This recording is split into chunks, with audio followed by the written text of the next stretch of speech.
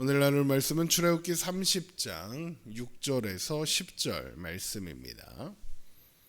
출애굽기 30장 6절에서 10절 말씀 우리 함께 봅니다. 출애굽기 30장 6절에서 10절의 말씀 우리 한 목소리로 읽겠습니다.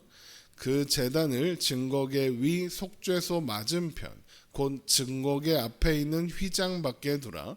그 속죄소는 내가 너와 만날 곳이며 아론이 아침마다 그 위에 향기로운 향을 사르되 등불을 손질할 때에 살을 찌며 또 저녁 때 등불을 켤 때에 살을 찌니 이 향은 너희가 대대로 여호와 앞에 끊지 못할지며 너희는 그 위에 다른 향을 사르지 말며 번제나 소제를 드리지 말며 전제에 술을 붓지 말며 아론이 1년에 한 번씩 이 향단 뿔을 위하여 속죄하되 속죄제의 피로 1년에 한 번씩 대대로 속죄할지니라.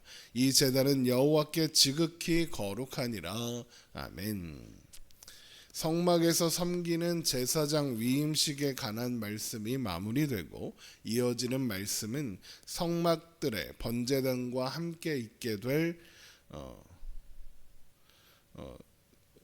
성막들에 있는 번제단과 함께 번제단과 또 다른 제단, 그러니까 분향단의 제작법과 사용법에 대한 겁니다.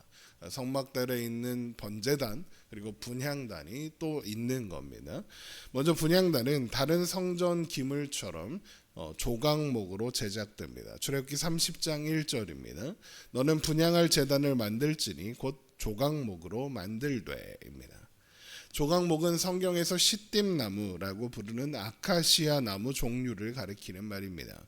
조각목은 광야에서도 잘 자라는 나무로 광야에서 흔히 볼 수 있는 나무라고 합니다.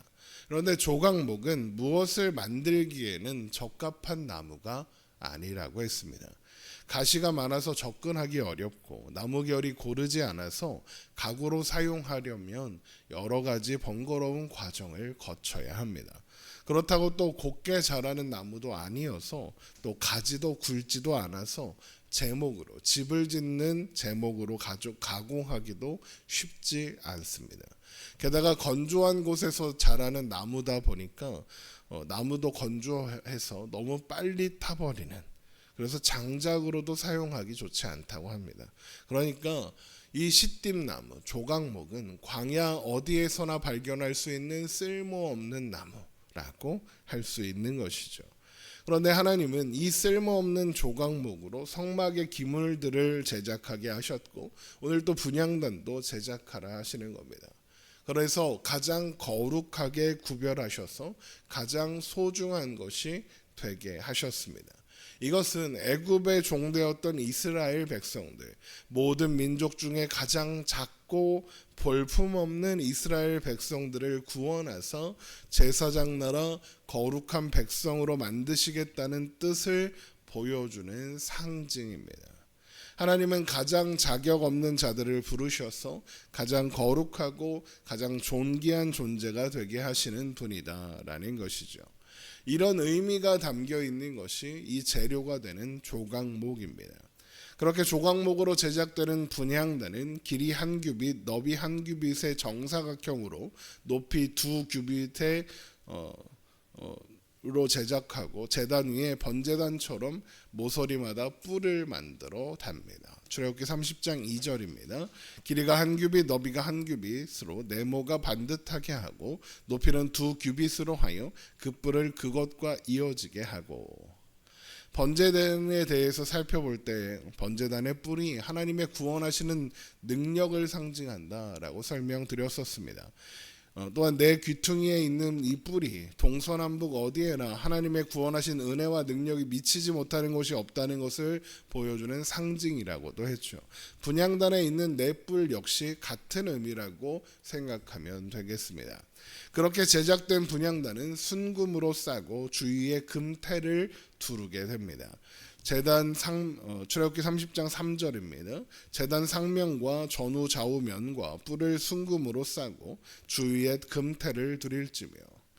그리고 분향단을 매는 채를 거는 용도로 금태 아래 양쪽에 금고리 둘을 만들어서 만들 것이고, 또 조각목으로 분향단의 채를 만들어 작대기라고 생각하면 됩니다. 금으로 싸게 됩니다. 출애굽기 30장 4절입니다. 금태 아래 양쪽에 금고리 둘을 만들되 곧 그 양쪽에 만들지니 이는 제단을 매는 채를 꿰 곳이며 그 채를 조각목으로 만들고 금으로 싸고입니다. 그렇게 제작된 분향단의 모습은 아마도 이런 모양이었겠죠. 그렇게 만든 분향단은 그러니까 증거계 앞, 휘장박, 그러니까 성소 안, 지성소 앞에, 성소에 보면 커튼이 여기 하나 그 성막 뜰로 나가는 성소의 입구가 되는 커튼이 있고, 그 안에 지성소의 입구가 되는 그 커튼이 또 있잖아요. 그 커튼, 지성소의 입구가 되는 커튼 앞에 성소 안에 설치가 되는 겁니다. 출애굽기 30장 6절입니다. 그 제단을 증거계 위 속죄소 맞은편 곧 증거계 앞에 있는 휘장 밖에 두라. 그 속죄소는 내가 너와 만날 곳이며. 그런데 분향단을 지성소 앞에 두라라고 하지 않으시고 증거계 위 속죄소 맞은편 곧 증거계 앞에 있는 휘장 밖에 두라라고 하십니다. 그러니까 똑같은 말이지만 지금 이 지성소 앞에다라는 이 표현을 증거계와 속죄소의 위치를 강조하면서 그 휘장 밖에 두어라라고 하시는 겁니다. 그렇다는 것은 이 분향단의 위치가 증거계와 속죄소가 가지는 의미와 중요한 상관관계가 있다는 의미가 되는 겁니다. 그래서 그 속죄소는 내가 너와 만날 곳이며 라고 말씀하시는 겁니다. 속죄소는 언약궤의 덮개이지만 동시에 하나님의 보좌를 상징한다라고 설명드렸습니다. 그래서 출애굽기 30장 6절에도 그 속죄소는 내가 너와 만날 곳이며 라고 하신 것이고요. 하나님께서 그 위에 좌정하사 백성들을 만나는 거죠. 그런데 바로 그런 속죄소 앞에 있는 휘장 밖에 분향단이 있는 겁니다. 그러니까 위치를 생각해 보면 하나님이 보좌에 앉아 계시고 이스라엘 백성들이 서는 자리, 왕의 보좌 앞에 백성들이 있는 그 자리에 분향단이 놓이게 되는 겁니다. 하나님은 속죄소, 하나님의 보좌에 자정하사 말씀하시고 하나님의 백성들은 그 앞에서 하나님의 말씀을 듣는 그런 형태인 거죠. 그리고 하나님의 백성들 또한 하나님의 보좌 앞에 엎드려 하나님께 말씀을 드릴 수 있게 되는 겁니다. 바로 그 위치, 하나님의 백성들이 하나님께 말씀드리고 하나님이 말씀하시는 것을 듣는 바로 그 자리에 분향단이 놓여 있다는 거죠. 하나님의 백성들이 하나님께 말씀드리는 것, 우리가 그걸 뭐라고 합니까? 기도라고 하죠. 그러니까 분향단은 기도하는 하나님의 백성들을 상징하는 것이고 그 위에서 피우는 향은 성도들의 기도를 상징하는 거죠. 그래서 시편 141편 2절을 보면 다윗이 나의 기도가 주의 앞에서 분향함같이 되며 라고 하는 겁니다. 또 세례 요한의 아버지 사가랴가 제사장의 직무를 수행하는 장면이 나오는 그 누가복음 1장을 보면 누가복음 1장 10절에 모든 백성은 그 분향하는 시간에 밖에서 기도했다라는 말씀이 있습니다. 그러니까 구약의 성도들은 이 분향하는 것이 하나님께 드리는 기도다라고 인식했다는 겁니다. 그래서 요한계시록 5장 8절도 보면 그 두루마리를 취하심에 내 생물과 24장로들이 그 어린 양 앞에 엎드려 각각 검은고와 향이 가득한 금대접을 가졌으니 이 향은 성도의 기도들이다라고 하는 겁니다.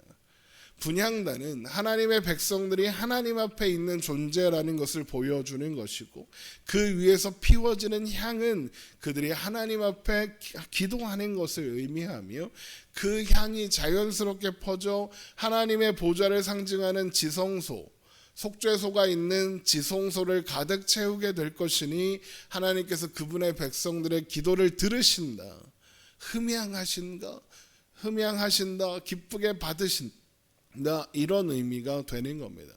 그래서 제사장은 매일 아침과 저녁에 등불을 밝히는 그 시간에 분향단 위에도 향기로운 향을 살라야 합니다. 그리고 영원히 대대로 끊이지 않게 해야 합니다. 출애굽기 30장 7절입니다. 아론이 아침마다 그 위에 향기로운 향을 사르되 등불을 손질할 때 살을 찌며 또 저녁 때에 등불을 켤 때에 살을 찌니 이 향은 너희가 대대로 여호와 앞에 끊지 못할지며. 이것은 하나님의 백성들이 하나님 앞에 서 있다는 상징이 되는 것이고 하나님께서 그분의 백성들을 만나기 위해 임재하셨다는 상징이 될 것이기 때문에 그런 겁니다. 그러니까 이것을 매일 끊이지 않고 대대로 이어지게 하여라 라는 것은 매일 영원히 대대로 하나님과 동행하며 매일 하나님을 만나고 매일 하나님께 기도하며 하나님과 교제해라 라는 의미인 겁니다. 그러면 기도를 하는 이유가 뭡니까? 나는 할 수 없으니, 나는 길을 모르니, 나는 지혜가 없으니 하나님 인도하시고 하나님 도와주옵소서라고 하기 위해서입니다. 그러니까 매일 아침과 저녁 분향단의 향을 사르라 라는 것은 매일 밤이나 낮이나 하나님과 동행하며 하나님의 도우심을 구하며 하나님 안에 하나님의 도우심 안에 있으라는 것이고, 이것은 동시에 매일 낮이나 밤이나 하나님께서 너희를 돌보신다라는 의미가 약속이 있는 것이죠. 또한 그래서 그 위에는 다른 향, 분향하도록 허락된 향이 아닌 다른 향을 사르지 말며 또 다른 용도, 그러니까 번제나 소제나 전제를 드리는 용도로도 사용하면 안 된다 그러시는 겁니다. 출애굽기 30장 9절입니다. 너희는 그 위에 다른 향을 사르지 말며 번제나 소제를 드리지 말며 전제의 술을 붓지 말며입니다. 분향단에 사용하는 향은 출애굽기 30장 34절에서 37절에 그 제작법이 소개되는데, 다른 향은 그 방법으로 제작되지 않은 향, 하나님이 지정하신 방법이 아닌 것으로 만든 향이란 뜻이겠죠. 그 제작법에 대한 것은 그 부분을 다루면서 자세히 살펴볼 겁니다. 그러면 하나님께서 제시하신 향이 아닌 다른 향으로 드리면 안 되는 이유가 뭡니까? 하나님이 허락하신 향이 아닌 다른 향으로 분향한다. 이게 어떤 의미길래 하나님은 그거 하지 말라 하시는 걸까요? 먼저 이 향이 기도를 상징하며 하나님께서 그분의 백성들을 만나시는 것을 상징한다고 했습니다. 그런데 다른 향으로 분향한다면 그게 어떤 의미라는 겁니까? 하나님께서 제시하신 방법보다 더 나은 방법으로 하나님을 만나겠다라고 하는 겁니다. 내가 만들어낸 향이 하나님이 만드신 향보다 더 좋다 이겁니다. 내가 만들어낸 향이 하나님이 더 기뻐하시는 예배가 될 것이며, 내가 만들어낸 향이 더 좋은 예배가 될 것이고 더 좋은 기도다 그러는 거죠. 하나님의 방법보다 내 방법이 좋다 그러는 겁니다. 그러니까 다른 향으로 분향한다는 것은 하나님께 기도하는 것이 아니라 내가 하나님을 가르치겠다고 나서는 행동이 되는 겁니다. 마찬가지 이유로 분향단을 다른 용도로 번제단처럼 사용해서는 안 된다 하시는 겁니다. 번제단을 두고 분향단에서 그런 제사를 드리는 것 또한 하나님께서 말씀하신 것보다 이게 더 좋은 방법이라고 주장하는 겁니다. 번제단은 노수로 쌌는데 분향단은 금으로 쌌으니 분향단으로 드리는 제사가 더 훌륭한 제사, 좋은 제사 아니냐 이러는 겁니다. 그런 짓 하지 말라는 겁니다. 하나님 앞에 겸손히 하나님이 말씀하신 대로 하나님의 도우심을 구하는 자리에, 하나님의 말씀을 듣는 자리에 있으라는 겁니다. 한마디로 까불지 말라는 겁니다. 또한 그래서 아론이 1년에 한 번씩 이 향단불을 위하여 속죄제의 피로 속죄하라 라고 하시는 겁니다. 출애굽기 30장 10절입니다.